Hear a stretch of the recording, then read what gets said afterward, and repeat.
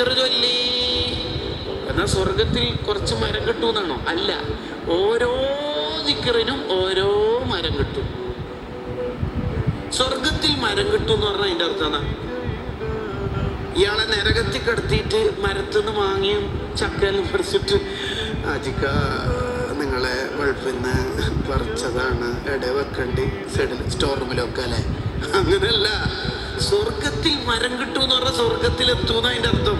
അതൊരു സൂചനയാണ്.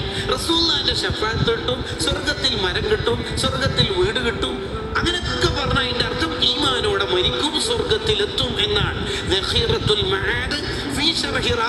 ഹദ്ദാദിലും മഹാനായ ഇമാം സുബികി റളിയല്ലാഹു അൻഹു ശിഫാഉസ് സിക്കാം ഫീ സിയാറത്തി ഖൈറിൽ അനാമിലൊക്കെ ഈ ആശയം വിശദീകരിക്കുന്നുണ്ട്.